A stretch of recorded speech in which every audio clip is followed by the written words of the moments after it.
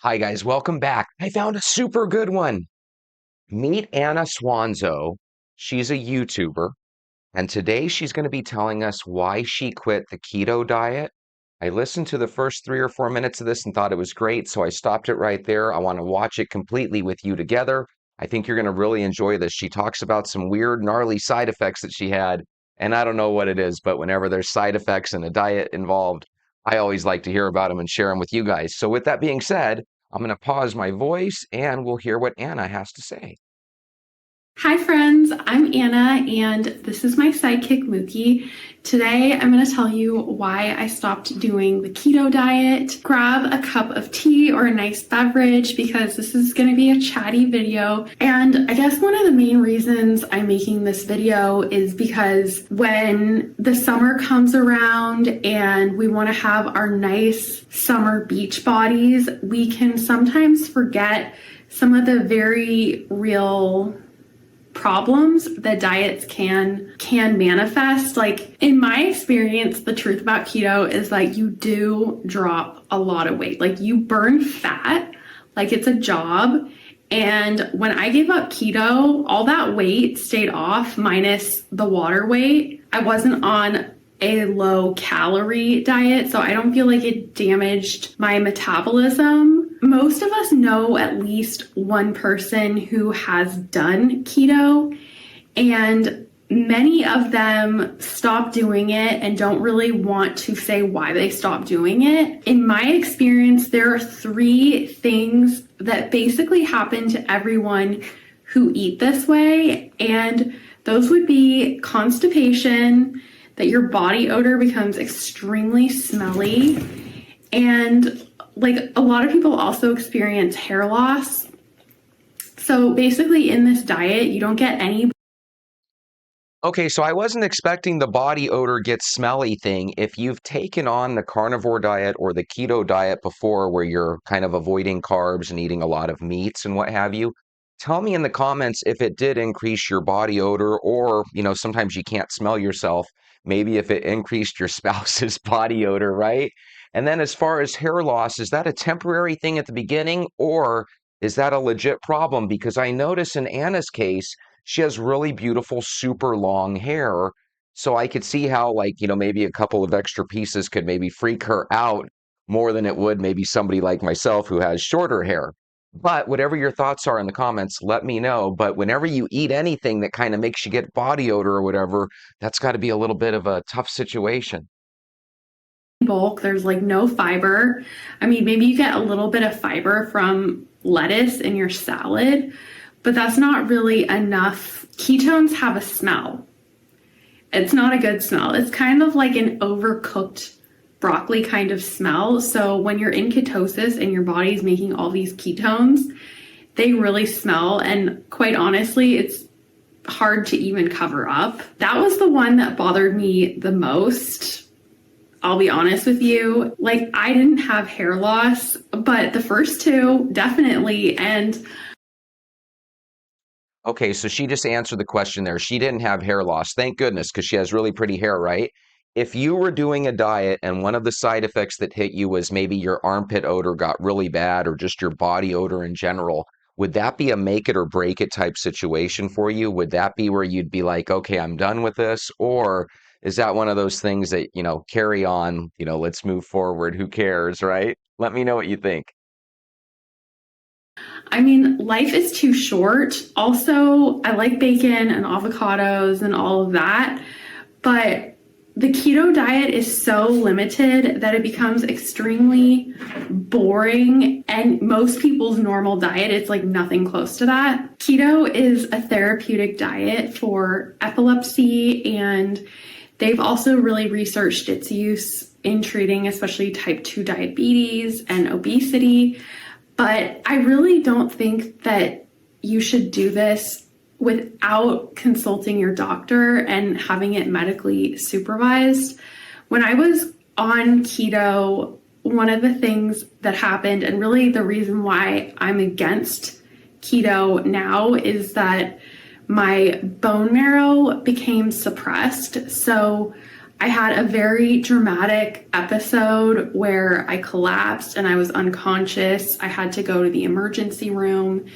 The doctors thought I had bone cancer, and so I saw a cancer blood specialist and an oncology hematologist. Basically, I was not making the right number of blood cells, and that's why I was really sick. Like, I was really sick. I could barely stand up for a long time. You know, it was basically a disaster. All of the emotional stress of having to go and see a cancer specialist and to be very ill and then to deal with feeling physically ill, like unable to get out of bed. You know, that was terrible.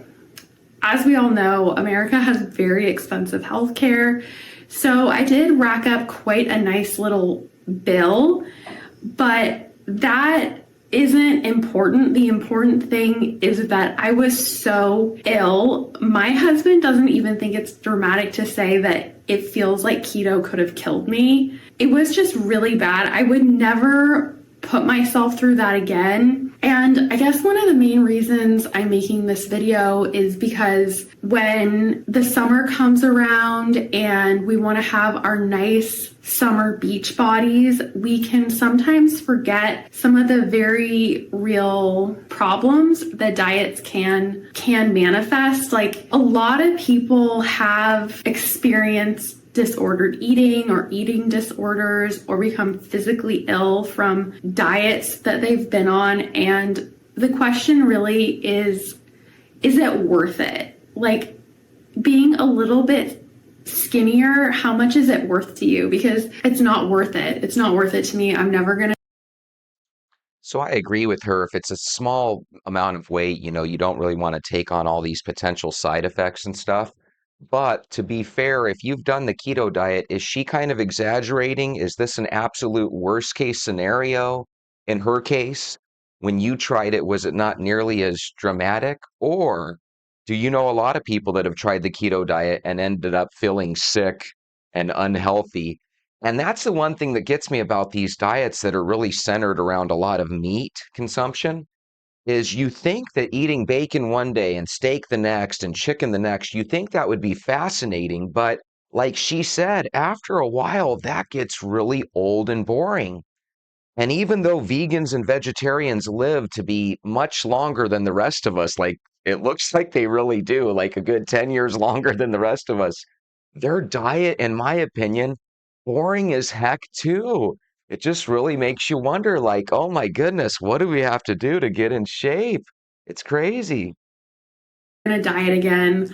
I'm not going to do keto. You know, I think it's very valid if you feel you need to do it for some kind of medical reason. But if that is the case, definitely do it under the supervision of a doctor. Like, I still feel really bad about what I did to myself. Like, I thought that I was doing something good, but it was bad for me. It was bad for pretty much everyone in my life. It's really changed how I feel about diet and exercise, and I took a lot of time to make this video because this happened last year. It's been 1 year. This is the 1 year anniversary of me collapsing and having a many month long medical saga that is just so unpleasant.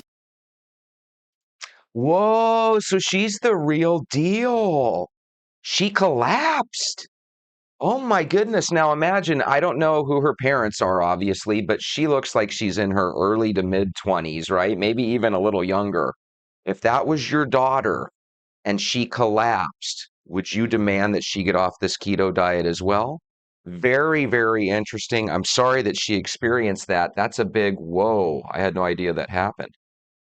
Basically, I don't want you guys to go through the same thing. If for no other reason that you're then being vain, I mean, you know, you diet so you look better, but that doesn't mean that you want to be smelly and have hair falling out of your head. It just was bad. And I think a lot of people don't want to tell you why keto is unpleasant or why they stopped doing it, because it's embarrassing. It's embarrassing to say, like, you know, I couldn't poop anymore, so I had to give up keto. But I mean, I wish that more people would share their negative experiences and not just like the super negative, like I collapsed and had to go to the hospital, but just, hey, it wasn't great. Here's why. Like, I, So I totally agree with her. Even on ones that you might think are a little bit goofy, like the body odor, those are super important, and you owe it to the world to share, those side effects because I would want to know that before I did such a diet. My goodness, that is crazy. I thought this was just going to be I thought this was just going to be her talking about constipation, which is another thing.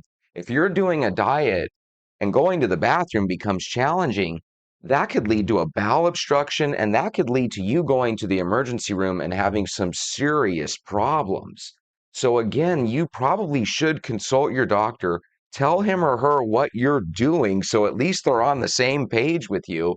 And if they do tell you, the devil's advocate side of the story, commit yourself to at least be open-minded to what the doctor has to say.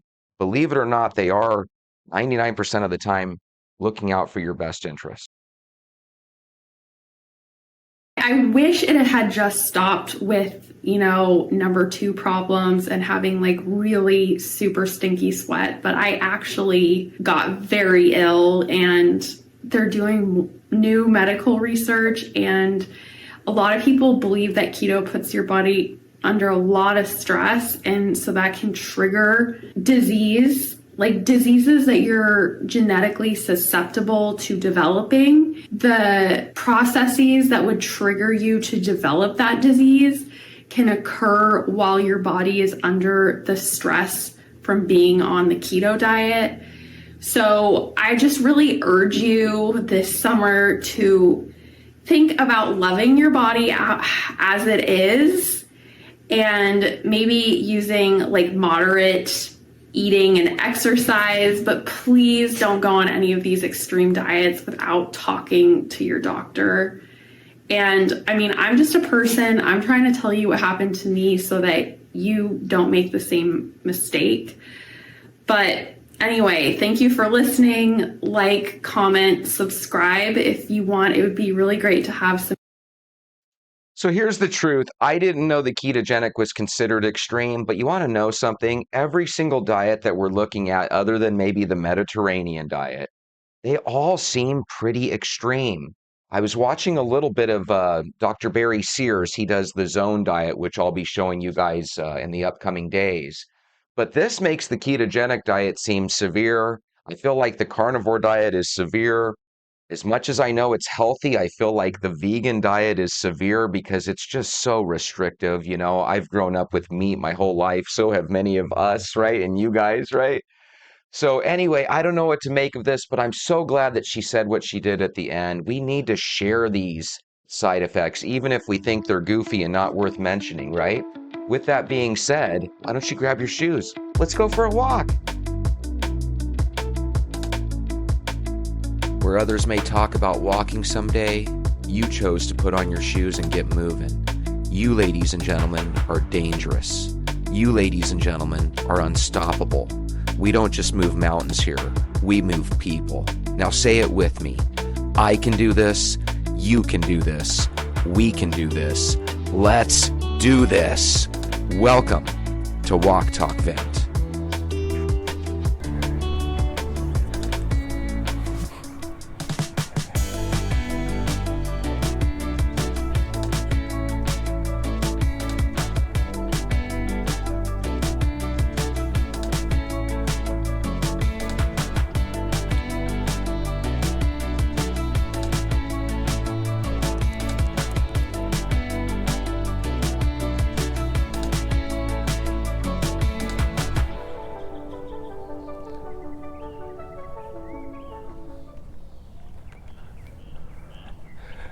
Good morning, Venters. Can you believe it? It's already Thursday.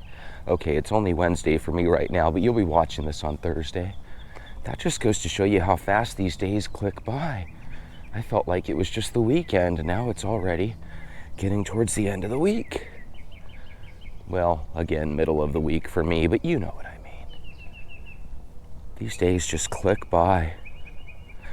My grandmother lived to be 98 and a half, which means the last 20, 30 years of her life, every day must have felt like 2 or 3 hours rather than 24. God, it must have just been flying by for her. It's tough when you live to be 98 because basically the last 6, 7 years of her life, she was kind of in a mental fog. You know, at that point, your brain is so elderly, you know, that sometimes it's challenging to stay with it. That was what was so impressive about Betty White. If you remember Betty White, or as I like to call her, the American royalty, God, I loved Betty White.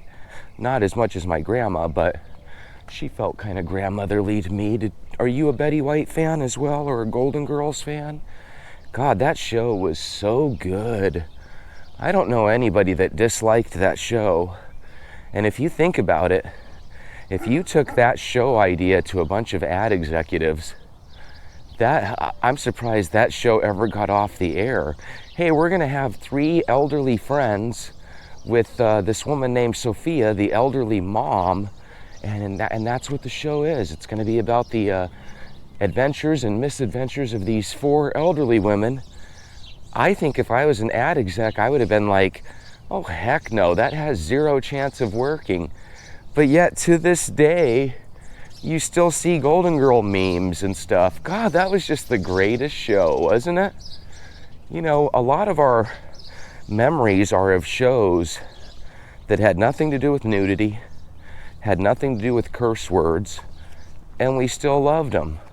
And if you remember on that show, even though they didn't have curse words or nudity, we still had Blanche Devereaux. I believe her name in real life was Rue McClanahan. She was excellent at playing, you know, kind of the wild girl that really was into men and stuff, you know. But I thought Blanche played the role perfectly. She kind of came across as a queen type character, right, or a diva. But she knew her worth. She knew all the men loved her, and yeah, and I guess she was right, because all of America loved her. I think Rose, played by Maude, or played by, I forget the actress's name, B. Arthur. I think she was a great character too. She was always rolling her eyes at Rose. Rose from St. Olaf. God, that show. That was such a great show. I don't even know if sitcoms are in the same level that they were back then, because back then, you know, we all might have had cable, but, you know, at most we might have had 30 or 40 channels. Nowadays, you've got to compete with streaming networks and 50,000 channels, 10 different providers that provide different, you know, different channels. You've got VPNs that allow you access to watch different shows from different countries that you might not normally have access to. So, yeah, I don't know if a show like Golden Girls would even get off the ground nowadays. And if it was getting off the ground, it would probably be on Netflix or something, you know, not necessarily on NBC or CBS or ABC.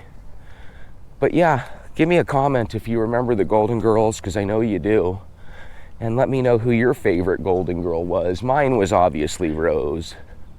I think Rose was far and away the best talent on that show. Not that they weren't all talented, because they definitely were. But Rose has a special place in my heart, just because I like Betty White, period. Betty White's one of those people that even outside of the show, you would still watch her, where with the other 3, I wasn't that huge of a fan. But I took a list. My computer has, my work computer, has a little tab where you can get today's news, you know? And one of the articles that I had an option to read was from either Stacker or Slacker. Okay, these are from Stacker. Thank God it's not from Slacker. That sounds kind of lazy. From Stacker. These are the top 10 restaurant chains,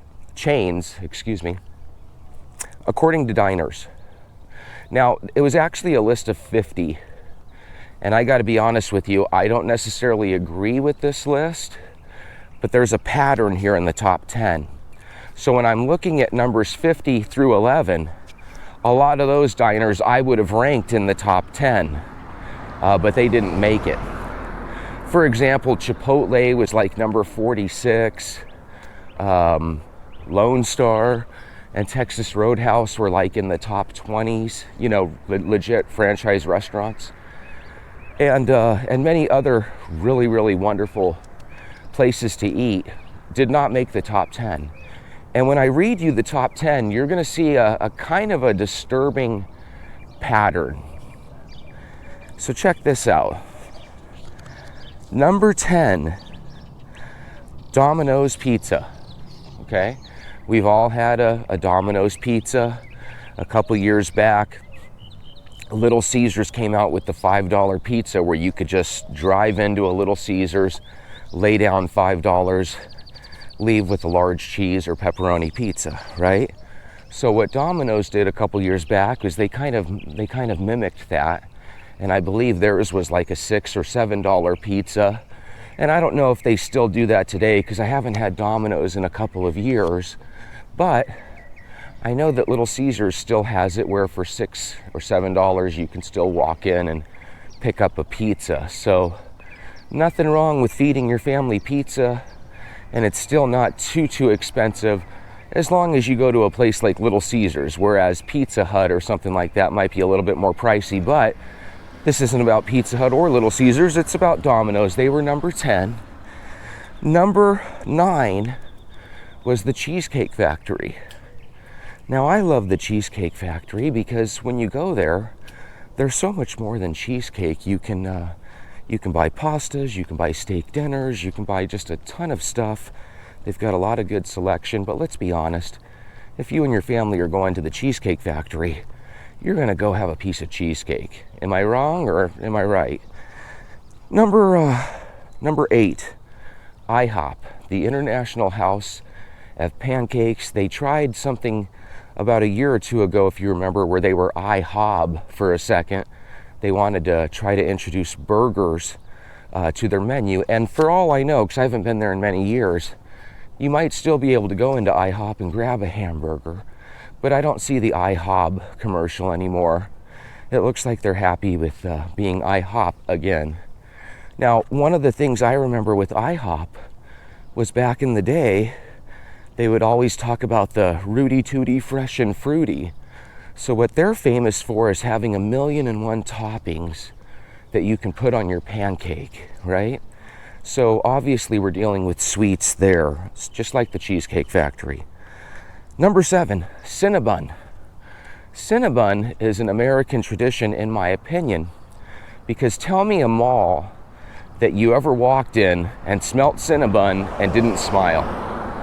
I remember I would walk around this mall in Phoenix called Metro Center, and we would turn a corner. Well, actually, to be honest with you, every mall I've ever been in Phoenix had a Cinnabon. And you would turn a corner, and you would see people rolling out the dough and applying cinnamon and putting the you know, what is the white stuff on the cinnamon roll called? It's a little early in the morning. But anyway, they'd be rolling up these cinnamon rolls, cutting them, baking them, and you could smell the yummy taste of the cinnamon roll right when you walked within, like, let's say 50 feet of the building. You could just smell it in the air. Really wonderful smell. Probably makes people to this day smile when they take in a whiff of it. But that was number 7. Number 6, Pizza Hut. And I think Pizza Hut deserves a top 10. It's been around forever. It's never quite been fast food pizza. They had an all-you-can-eat lunch buffet back in the day that I fell in love with, but I don't think they have that any longer. But they used to have dessert pizzas and regular pizzas too. They're probably most famous for their little personal pan pizzas. About once or twice a year, I'll go to Pizza Hut and get a little personal pan pizza. But let's kind of look over these first 5 of the top 10 here. So these are obviously number 6 through 10. The pattern that I see is we have 2 pizza joints, Domino's and Pizza Hut, and then we have 3 places where, let's be honest, it's more dessert oriented than it is food oriented. So diners would rather have pizza or sweet stuff than a steak. There's something kind of scary about that, isn't there? And I don't see KFC on here either. So instead of chicken, steak, pork, Mexican food, any of that, they would rather have a pizza or a sweet. That's really telling. Now, without further ado, let's go to the top 5. Number 5, Dunkin' Donuts. Wow, I'm really starting to see a pattern here, Jesse. Yeah, Dunkin' Donuts is famous for their cake donut, and I feel like they are much more enjoyable than Krispy Kremes, but the diners disagree with me. So if you do, you're just like one of the diners. They have Krispy Kreme at number 4. So again, number 5 of the top 5, Dunkin' Donuts.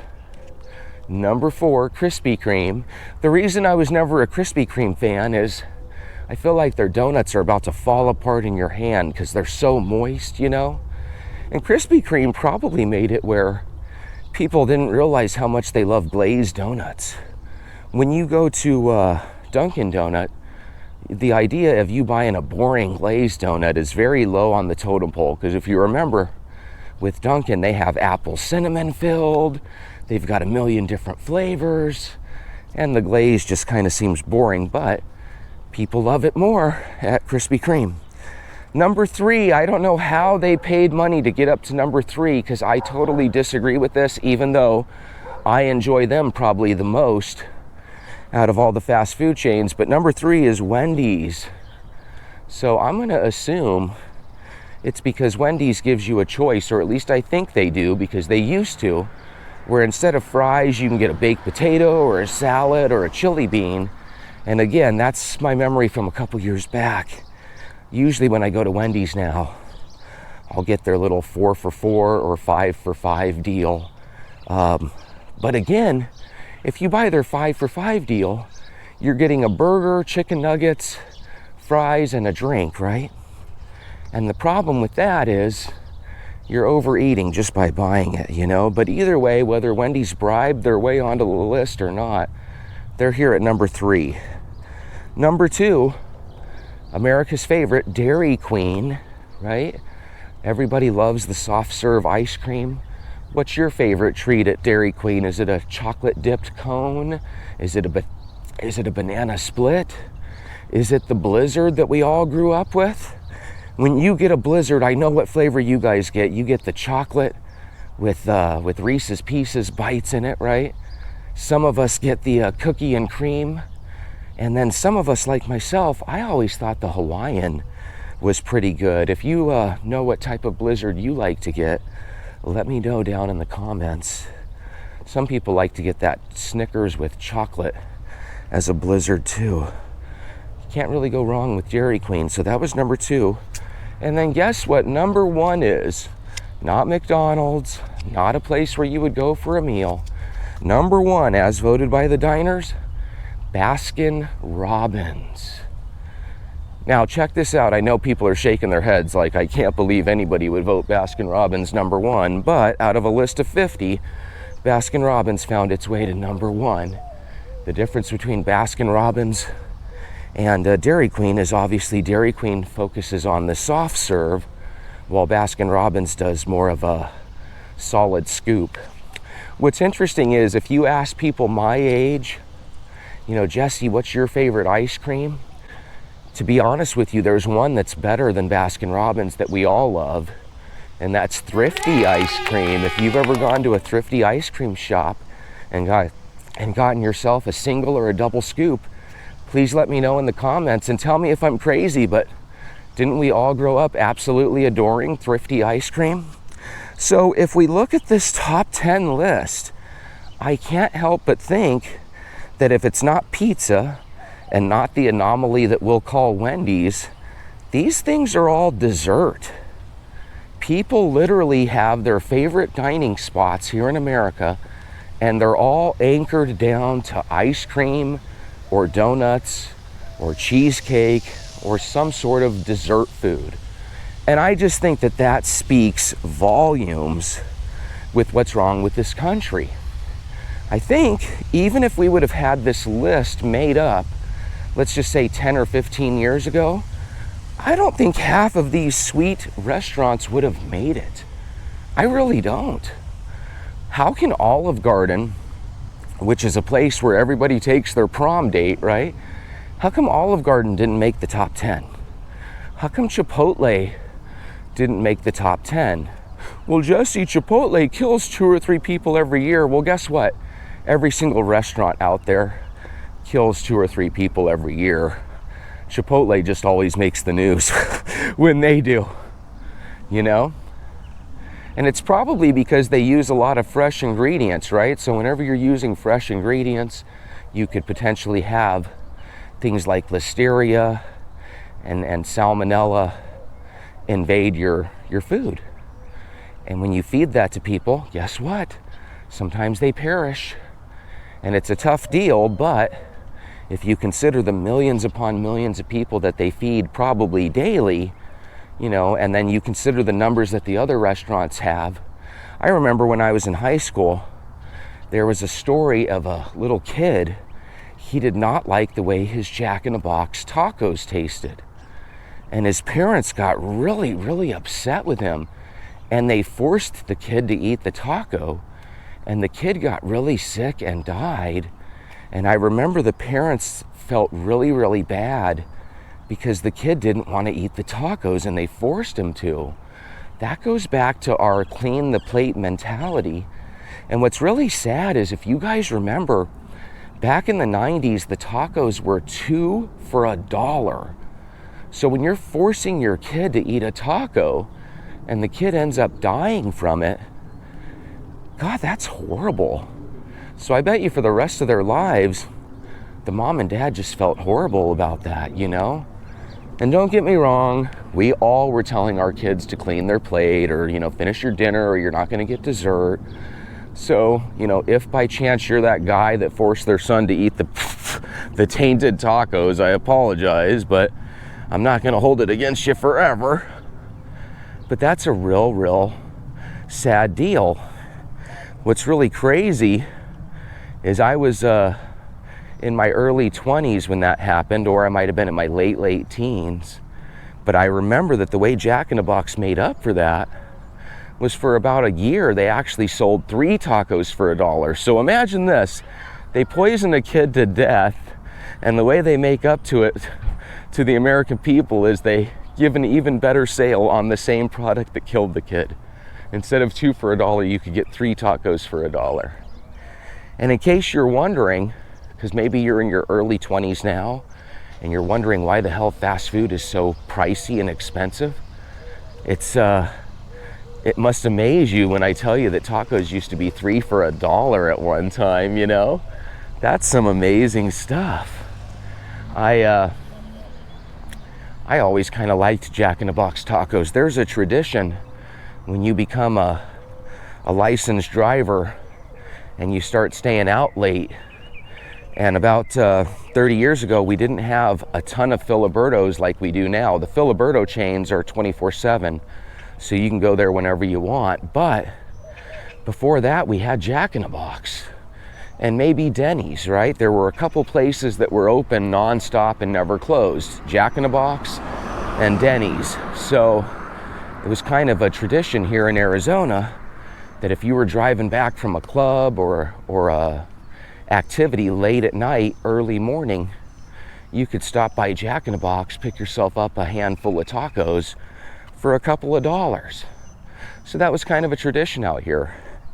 Sometimes we would get together and go to Denny's for a big dish of nachos at midnight as well. So if you've done the nachos at midnight at Denny's with friends, let me know. And if you've done the drive-through bunch of taco order from Jack in the Box, let me know that as well. And if your memory serves you right and you remember from the 90s that story of the kid perishing from eating the taco, let me know. I think whenever you have a gross situation at at a fast food joint, it can ruin you for a long time. I remember one time I went to Wendy's and I got Dave's Classic Single, and I remember I bit into it and there was like a piece of plastic straw.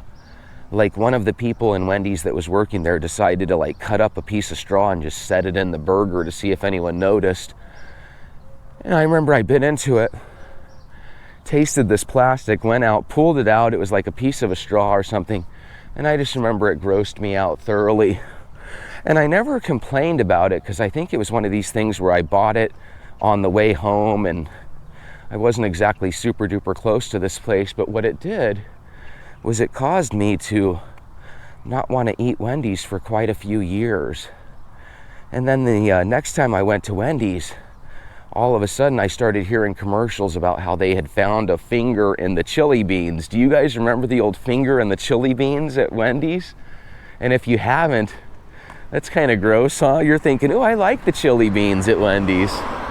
Well, I do too, but you don't want to catch a fingernail and a finger in them, do you?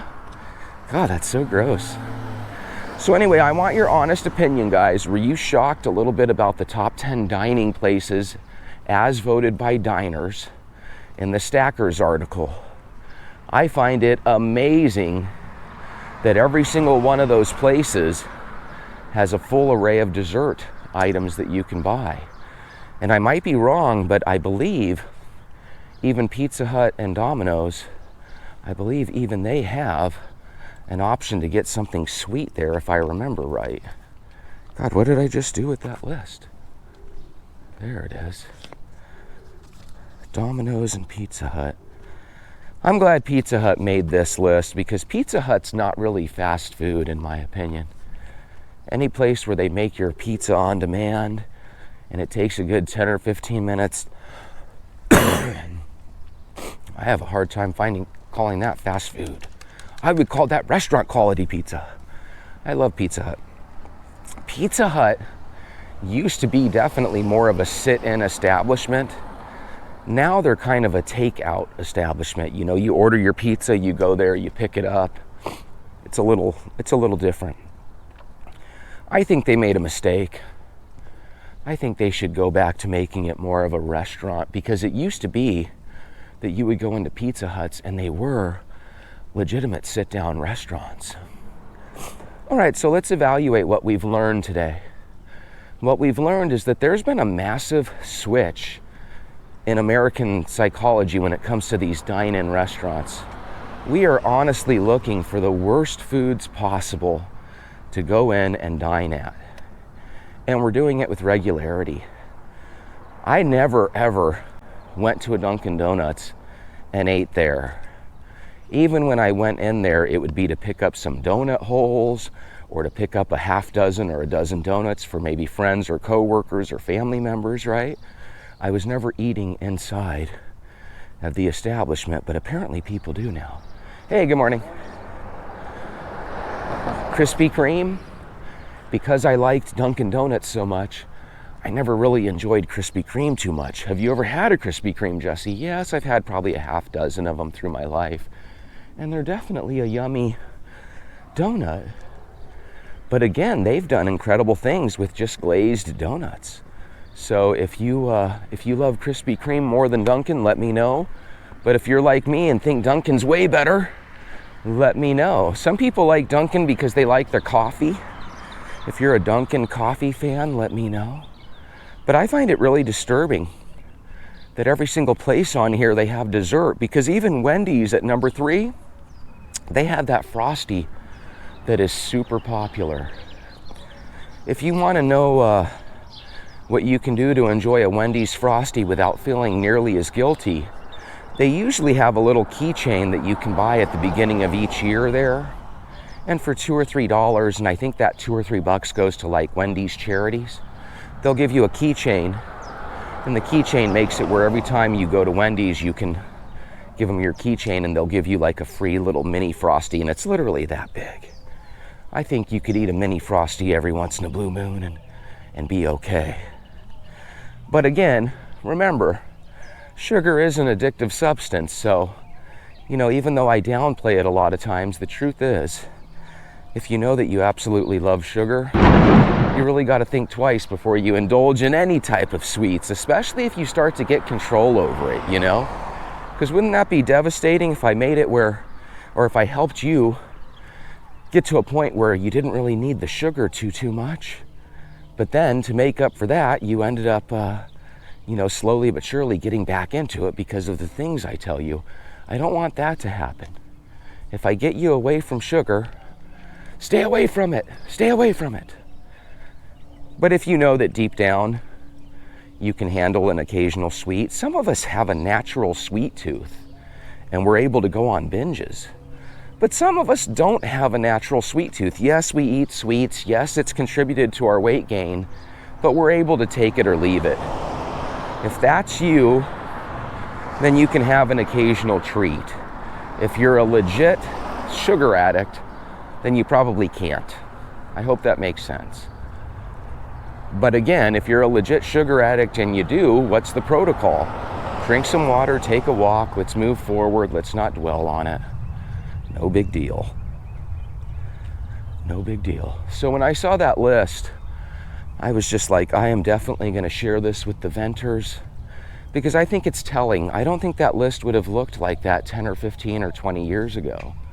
And it looks like to me, more people are eating sugary substances than ever before, and they're eating more of them than ever before. And when I saw that list, I was just like, this has got to be a joke. These are literally all dessert foods. One of the places that made the list, but it made like the mid-20s, was Freddy's Custard. And Freddy's Custard has really good Angus burgers. They've just got really good food. But when you're eating at Freddy's, you can't help but think, oh God, this is probably clogging an artery because it's a little too good. And there's a lot of restaurants that are popular now that weren't always popular where I live, like Culver's and Cane's, or Raising Cane's. A lot of places do the fried chicken and the chicken tenders. Every fast food place you can imagine, though, is pretty unhealthy. I think that's why I like Chipotle. I like the idea that, you can get a chicken or a steak Chipotle or pork, and then it always looks to me like the vegetables and stuff are pretty fresh. Again, whenever you're dealing with a lot of fresh vegetables, there's a chance you could get a tainted supply of lettuce or a tainted supply of avocados or whatever the case might be. But again, anytime you go to any restaurant, you're kind of putting your health in the hands of the cook, right?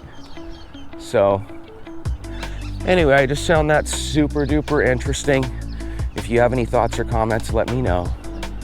But I guess the main thing to know is that whenever friends want to meet up for lunch, a lot of times they're going to want to meet up at one of these restaurants that just happens to be in the top 10, which makes sense, right? People will ask you all the time, hey, you want to meet up for breakfast at IHOP? Hey, at lunch, you want to go to Wendy's? You want to go to Pizza Hut?